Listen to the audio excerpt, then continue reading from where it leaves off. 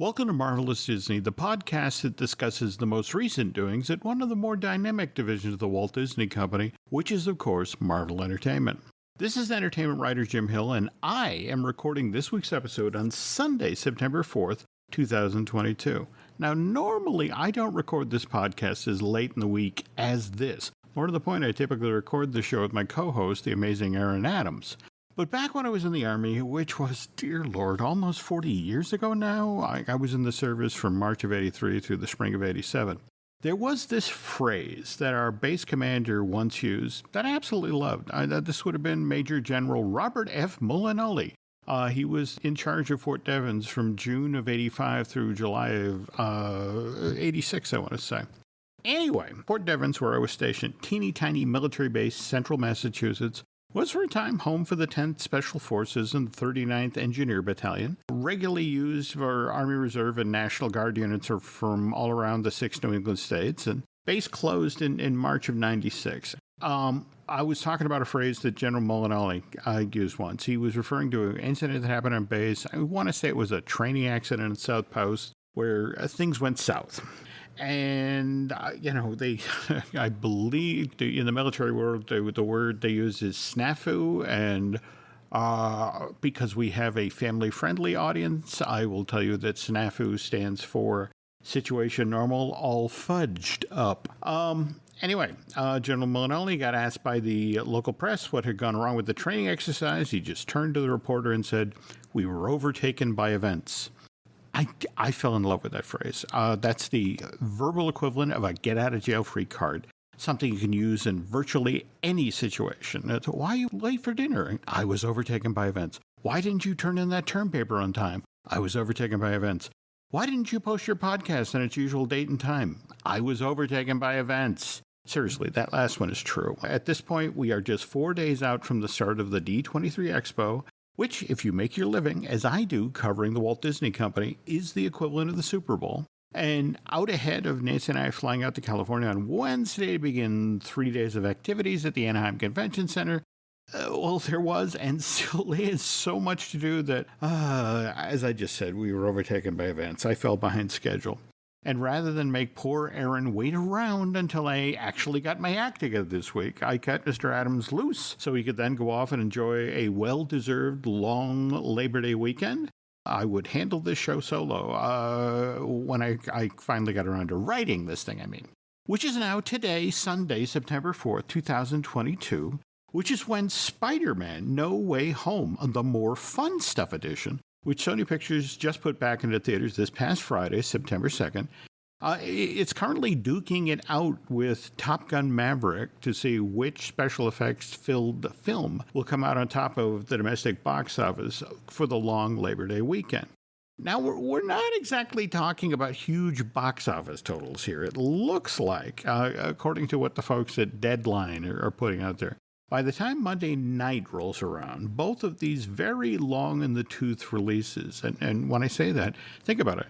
Spider-Man No Way Home originally debuted in theaters back in December of last year, whereas Top Gun Maverick premiered somewhat earlier, or somewhat sooner. It showed up at your local multiplex back in May of this year. Anyway, these two films are both projected to sell something around $7 million worth of tickets over the 4-day long Labor Day weekend.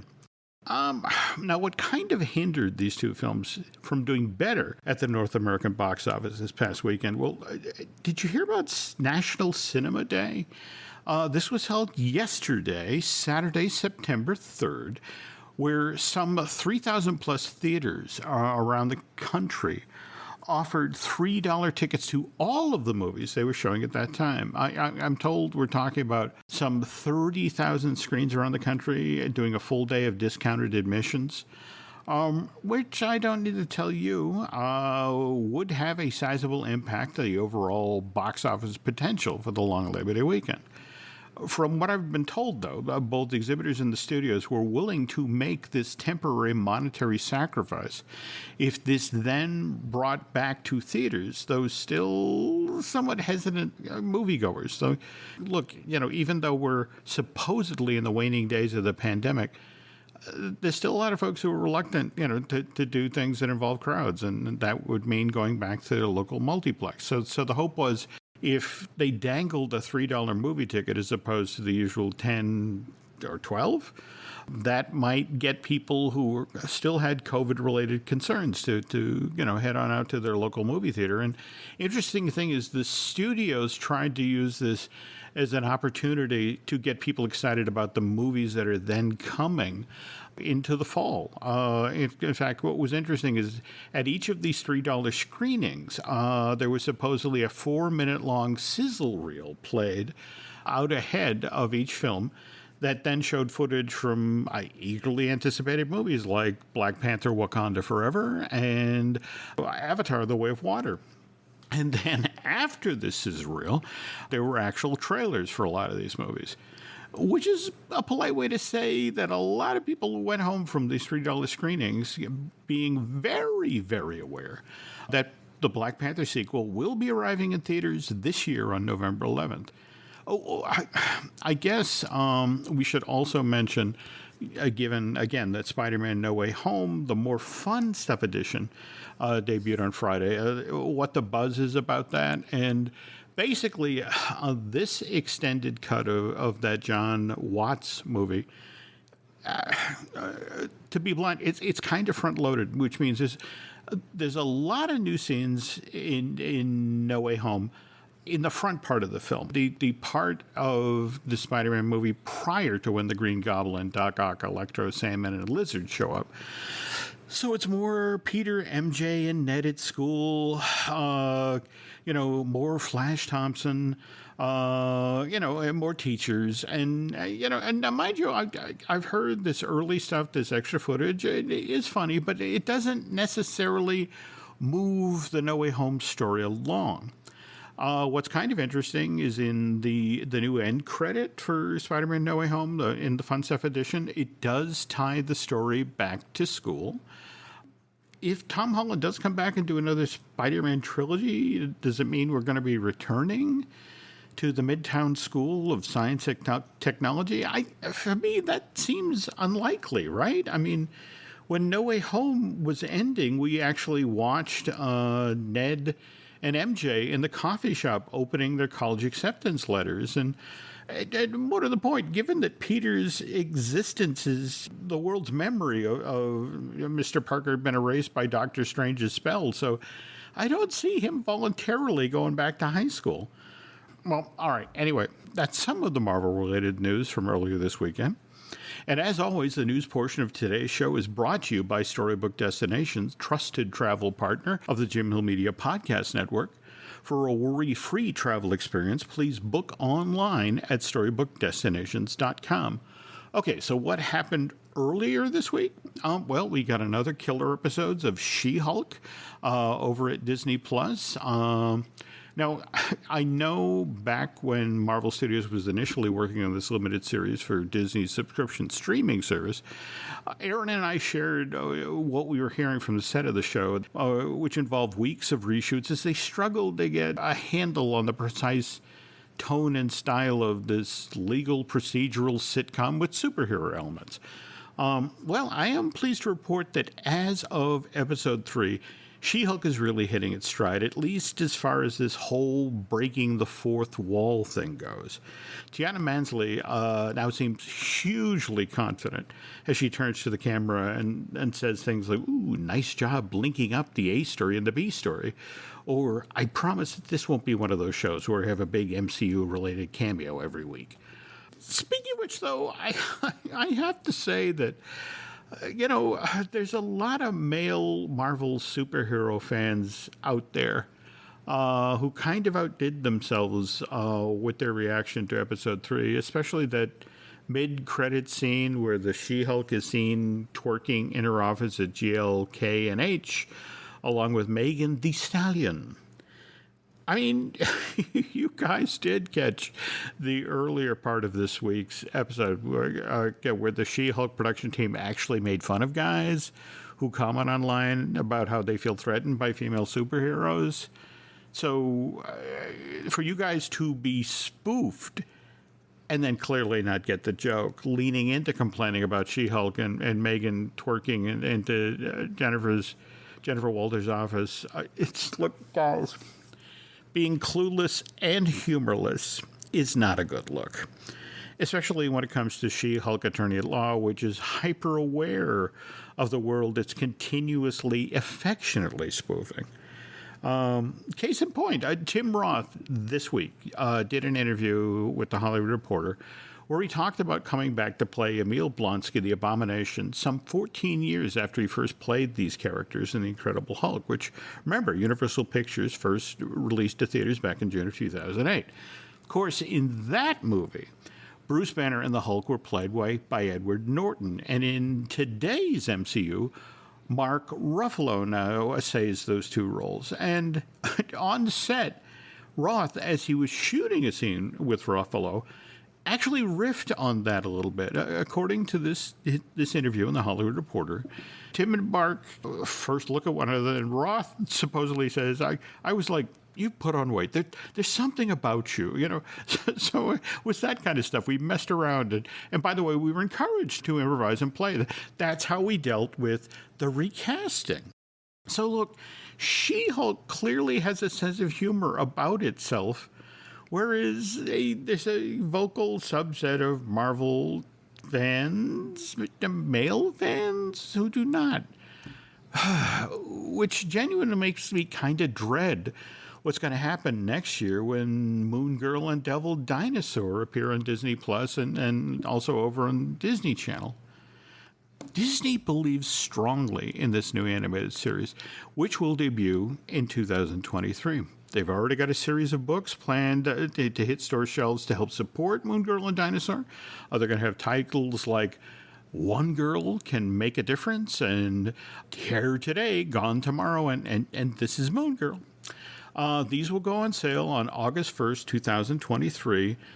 But the fact that Moon Girl and the Devil Dinosaur is built around the adventures of Lunella Lafayette, a brilliant 13-year-old African-American girl who lives on the Lower East Side in present-day New York City, well, given that character description, it sounds like the situation is going to be wind up being Ms. Marvel revisited with the same set of guys who complained about Iman Vellani's portrayal of Kamala Khan, now whining about how unlikely it is that a 100-pound teen girl could ever control a 10-ton T-Rex. To which you say, okay, so that's unlikely. But a 15-year-old boy from Queens who shoots webs out of his wrist, that's believable? I mean, you guys are perfectly okay with him joining the Avengers to take down interplanetary threats. Guys, it's just a comic book. And there's this thing called suspension of disbelief. So instead of actively trying to find new things to be offended by, here's an idea. Sit back and enjoy yourself. Revel in a tale well told that features a female superhero rather than a guy. I mean, you do remember that all the guys we meet in the MCU aren't necessarily heroes? Speaking of which, did you see where Ben Kingsley, after he reprised his role as Trevor Slattery in Shang-Chi and Legend of the Ten Rings last year, is now coming back to the MCU? Word came in just last week that Kingsley's character, who, let's remember, is the failed actor who posed as the Mandarin in Iron Man 3 back in 2013, is coming back to the MCU canvas. Slattery is supposed to show up again in Wonder Man, a new Marvel Studios produced limited series that will then supposedly show up in Disney Plus sometime in late 2023, early 2024. Now, according to the logline provided by Disney and Marvel Studios, this Wonder Man limited series will follow Simons Williams, who in the Marvel Comics, anyway, is the scion of a wealthy industrial family. That said, Williams' family's company constantly loses out on contracts and such to Tony Stark's Stark Industries. In an effort to turn the situation around, Williams supposedly contacts Baron Zemo, right? Remember him from Falcon and the Winter Soldier, likewise Captain America Civil War, who then gives Simons extraordinary abilities such as super strength. Wonder Man initially starts out as an adversary of the Avengers, but over time, this anti-hero eventually joins up with them. Now, to me, that sounds like an awful lot of story to tell in a single one-season run. So one wonders if Wonder Man is deliberately being set up as a multi-season show. Aaron and I will share any additional casting news on that show as it comes in. Speaking of Aaron, I wanted to double back to this week's episode of She-Hulk for a sec. Soon as that show debuted on Disney Plus this past Thursday, Mr. Adams reached out and immediately wanted to make sure that I understood how significant it was that Jennifer Walters had a run-in with the Wrecking Crew. Those are the guys who tried to beat her up in the alley only to have Jennifer turn into the She-Hulk and proceed to knock those guys all over the place. The Wrecking Crew have evidently been a part of the Marvel Comics world since November of 1974. Now, mind you, the Wrecking Crew has traditionally been one of Thor's foes. That's likely why Jennifer made that joke to the effect of, you guys stole equipment for an Asgardian construction team. But now you have to wonder about who that boss.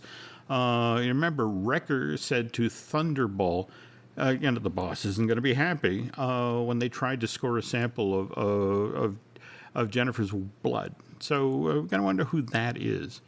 But anyway, we're just 3 episodes in, 6 more to go. So hopefully they'll clear up that mystery before we finish our initial run of She-Hulk Attorney at Law episodes. And speaking of Marvel Studios shows on Disney Plus, just last night, the late, great Chadwick Boseman was awarded a posthumous Creative Arts Emmy. His family accepted this award for outstanding voiceover performance. This is in recognition of Boseman's work reprising his role as T'Challa in Marvel Studios' animated series Marvel What If. Okay, I know you're getting this show late this week, but again, I wanted to make sure that when Marvelous Disney finally made it out the door, you had some timely news. Though that said, not everything on this week's show will be timely.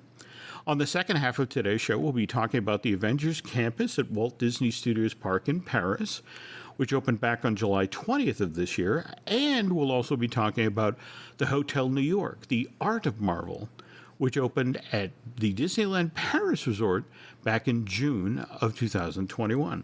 But first, this. Wish you could become a morning person? You know the type, up before the sun, early morning runs, first one to the office with donuts and a smile. How do they do it? Easy. With the new Galaxy Watch 8, sleep tracking and personalized insights from Samsung Health help you improve so you can wake up to a whole new you. One who, dare I say it, skips the snooze? It's possible. Train your sleep with Galaxy Watch 8. Learn more at Samsung.com. Requires compatible Samsung Galaxy phone, Samsung Health app, and Samsung account. The family that vacations together stays together. At least, that was the plan. Except now, the dastardly desk clerk is saying he can't confirm your connecting rooms. Wait, what? That's right, ma'am. You have rooms 201 and 709. No, we cannot be 5 floors away from our kids. The doors have double locks. They'll be fine. When you want connecting rooms confirmed before you arrive, it matters where you stay. Welcome to Hilton. I see your connecting rooms are already confirmed. Hilton, for this day.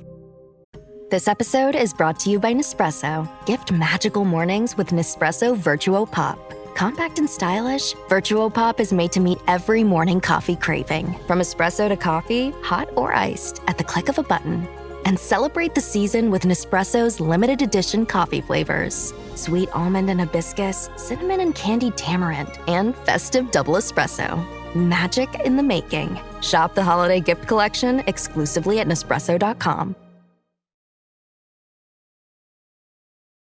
Okay, a lot of the info I'll be sharing with you right now comes from The Art of Disneyland Paris by Jeremy Neuer and Matthias Dugonjon.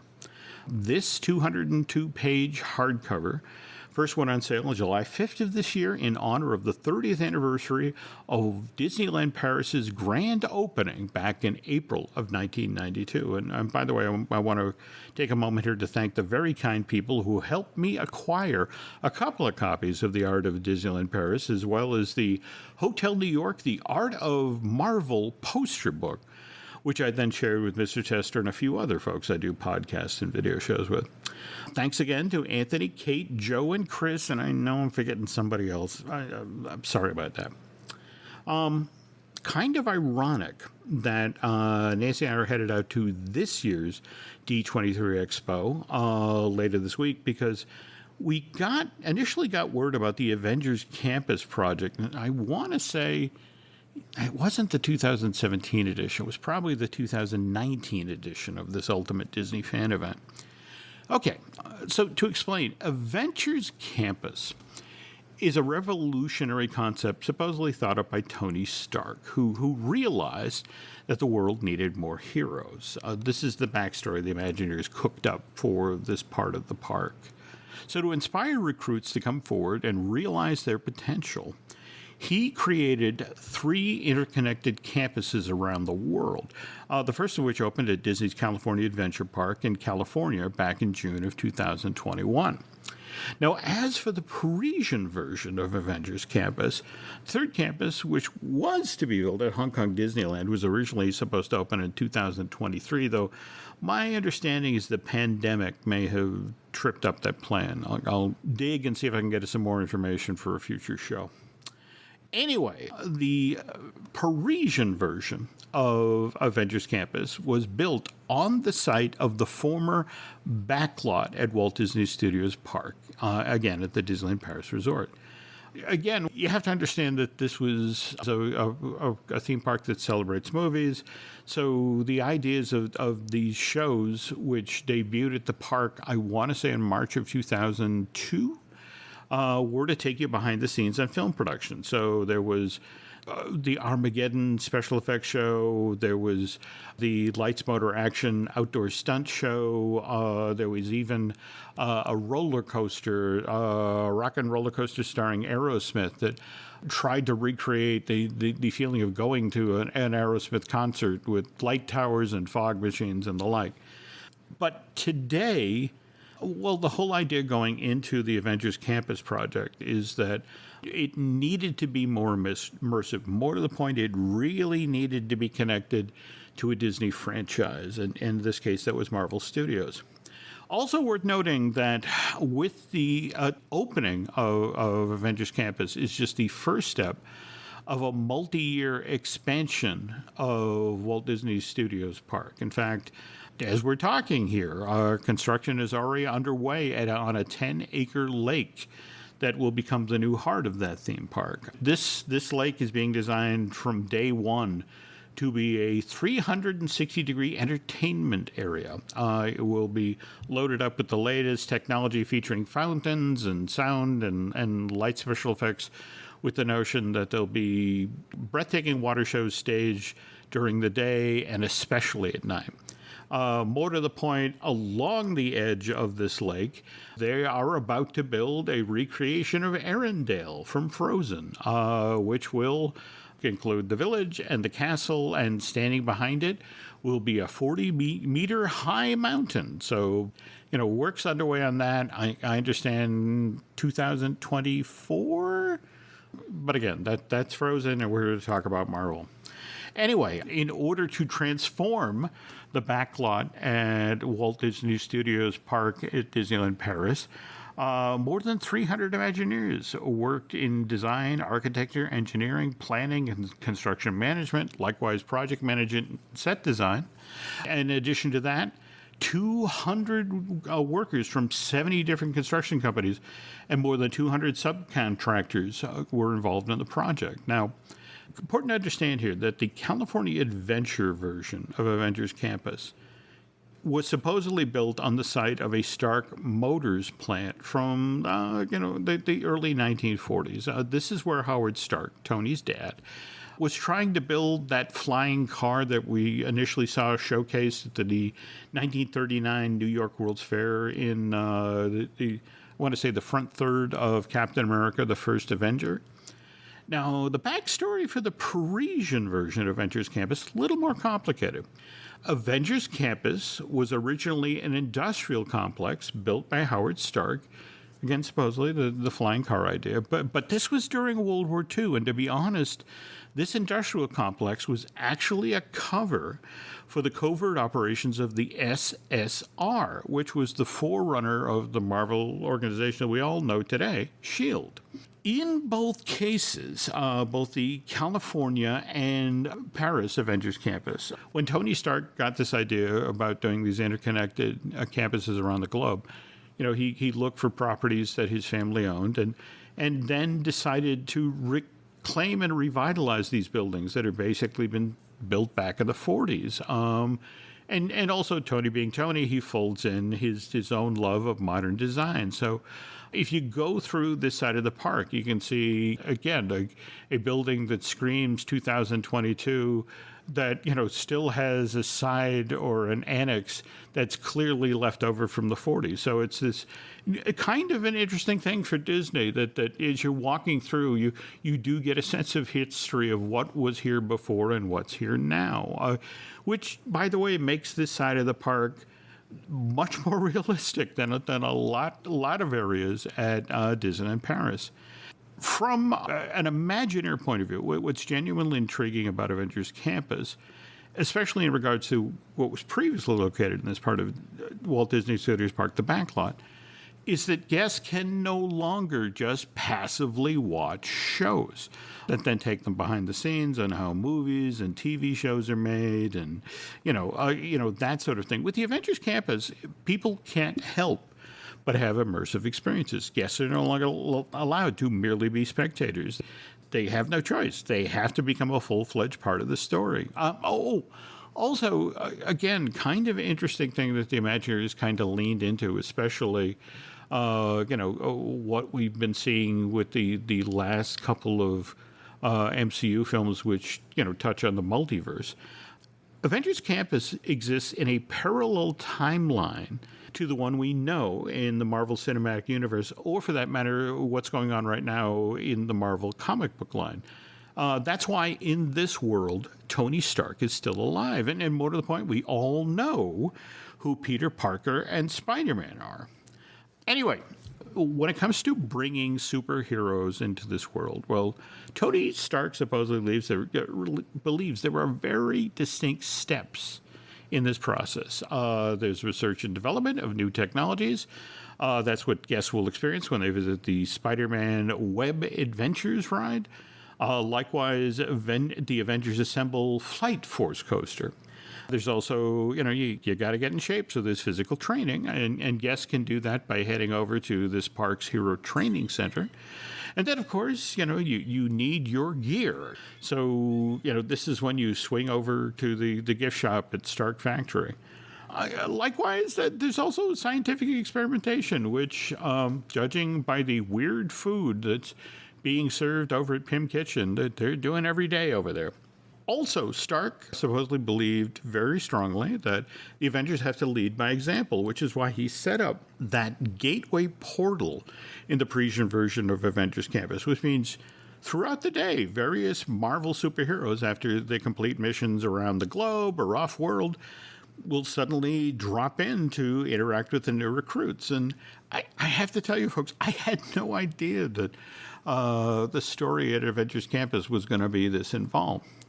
And again, the Imagineers are known for their attention to detail, and that's the thing. You really you can't just focus on the rides. You got to pay attention to the world you're in.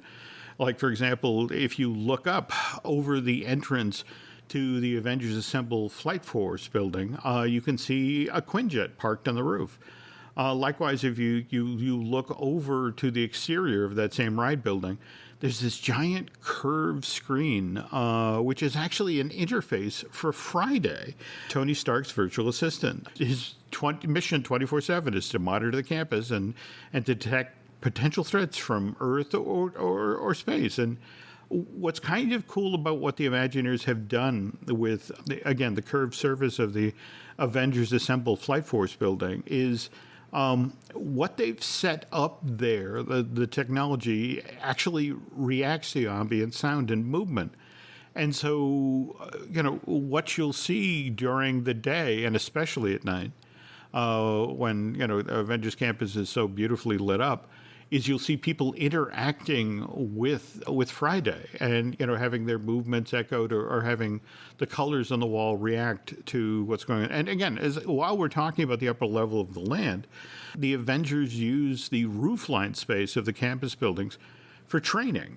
Like, for example, directly above the Spider-Man Web Adventure. And what's kind of interesting is the decision that was made for Paris was I know many of you are aware of the Stuntronic Spider-Man that regularly makes appearances at Disney's California Adventure. They don't have that here, but they do have a crazy number of cast members dressed up as the Marvel superheroes who are, running around the roof line or, down interacting with guests. So if you're a Marvel fan, you're really going to have fun here.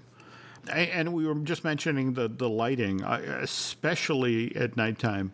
Avengers Campus is well worth seeking out. The entrance to this new land at Walt Disney Studios Park is all lit up in Marvel red and blue. And what's especially cool is they've put down reflective paving stones that go through the land. So all of the lighting that's around you gets reflected below you. But what's kind of intriguing is if you're a Marvel fan, this is a must-see. But what's also a must-see, and it's only a 10-minute walk away, is Disney Hotel New York, The Art of Marvel. Now, mind you, this is an opening day hotel that was designed by noted architect Michael Graves. 561 rooms that were done in the Art Deco style of the 20s and the 30s. So it started off life as a celebration of New York City of that era. However, with the announcement of the Avengers Campus project, Disneyland Paris decided that it needed an on-site hotel that would then celebrate the arrival of this Disney-owned IP to France. So the Hotel New York closed in October of 2018. Was only initially supposed to be a 2-year-long rehab, but the pandemic kind of tripped that up. This spectacularly redone hotel opened to the public on June 21st, 2021. And look, the Hotel New York, The Art of Marvel, is now the destination at Disneyland Paris if you're a Marvel fan, because what it manages to do is it's a celebration of the contemporary, sophisticated New York, but at the same time, it also leans into the history of the House of Ideas, Marvel Comics. And there are amazing pieces of artwork done by noted folks who've worked on the Marvel films, folks who've worked on the comics, like Stephanie Hahn, Olivia Coppel, Ryan Maynard-Ligney, Rudolph Ray, Kaz Umori. And I have to tell you, they published a book, the Disney Hotel New York, The Art of Marvel poster book. And it's all I can do not to tear this thing apart and start sticking these things up on the wall. It includes 20 posters. And the catchphrase of the book is bring home the masterpieces from a hotel filled with heroes. And I have to say, there's at least a couple of folks I have to call out who've done pieces for the hotel that are showcased in this book that are just spectacular. I mean, Liam Brazier has done a quartet of stylized paintings of, it's Captain America, Spider-Man, Captain Marvel, and the Hulk that are beautiful. Likewise, Rodolfo Reyes has done this just flat out wonderful. Also in the Art Deco style of Thor, Iron Man, Captain Marvel, Black Panther, and Captain America. At the same time, Van Orton has done this. It's not impressionistic. It's wildly colored quartet for the whole Captain America, Captain Marvel, and Black Panther.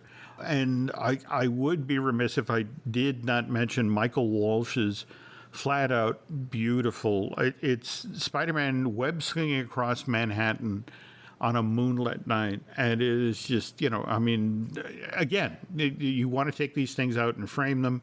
Likewise, Julian Tedesco did a Spider-Man by Day by the Brooklyn Bridge. What's beautiful about what Julian's done with this image is you can see his spider sense is tingling, and but great, strong image. Books ridiculously well worth seeking out. Likewise, again, if you're going to make the trip over to Disneyland Paris and you're going to the Avengers campus, you have to make your way over to the Hotel New York, the Art of Marvel, because between the costumes from the film, props, it's like you get to stay in a museum that celebrates the MCU. And in addition to all of this great art from the Marvel comics. So, well, anyway, I apologize. I know this is a shorter show than you usually get, more to the point. It's just been me, and believe me, nobody misses Aaron Adams on this show more than I. And if you do miss Aaron, I want to point out you can find him on social media by heading over to @AzaProd. He's always posting fun stuff over there. Likewise, we have a presence on social media as well. You can find us on Twitter and Instagram as Jim Hill Media, and on Facebook is Jim Hill Media News. Let's see, and we also have a couple of other podcasts here. We've got, of course, The Mothership, Disney Dish, which I do with Len Testa. We also have Fine Tuning, which I do with Drew Taylor, normally, about animation news, though, again, that show got kind of tripped up by D23, but not to worry, we'll get something out the door. Likewise, we have Looking at Lucasfilm with Brian Gahn. He and I will be recording a brand new episode of that tomorrow. So tell you what, folks, if you could do me a favor, and Aaron as well, if you could head over to Apple Podcasts and rate and recommend what you've been listening to today. Likewise, if you really, really, really like what you hear here, if you want to head over to Bandcamp and subscribe, that would be helpful. And I think that's going to do it for this week, which means now I really have to go get started packing. So we'll be back with a brand new episode just as soon as I get back from D23 and hopefully get to share everything that they told us at the Lucasfilm and Marvel Studios panel. But till then, you folks take care, okay? Hey, Ryan Reynolds here from Mint Mobile. Now, I don't know if you've heard, but Mint's premium wireless is $15 a month. But I'd like to offer one other perk. We have no stores. That means no small talk. Crazy weather we're having. No, it's not. It's just weather. It is an introvert's dream. Give it a try at mintmobile.com/switch. Upfront payment of $45 for 3-month plan, $15 per month equivalent required. New customer offer first 3 months only, then full price plan options available. Taxes and fees extra. See mintmobile.com.